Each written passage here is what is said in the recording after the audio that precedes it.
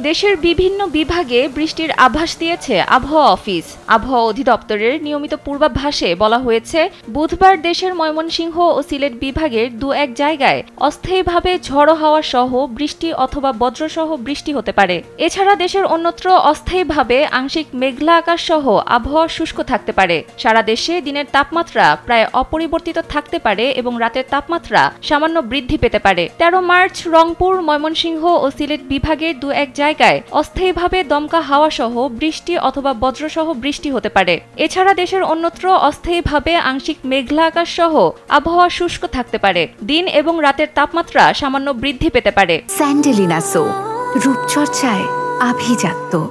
১৪ March Sylhet বিভাগের দু-এক জায়গায় অস্থায়ীভাবে দমকা হাওয়া সহ বৃষ্টি অথবা বজ্রসহ বৃষ্টি হতে পারে। এছাড়া দেশের অন্যত্র অস্থায়ীভাবে আংশিক মেঘলা আকাশ সহ আবহাওয়া শুষ্ক থাকতে পারে। আবহাওয়াবিদ জানিয়েছেন, বৃষ্টির আভাস থাকলেও তাপমাত্রা বৃদ্ধি পাবে। এতে গরম বাড়বে। আগামী সপ্তাহের শুরু থেকে বৃষ্টি কমতে পারে।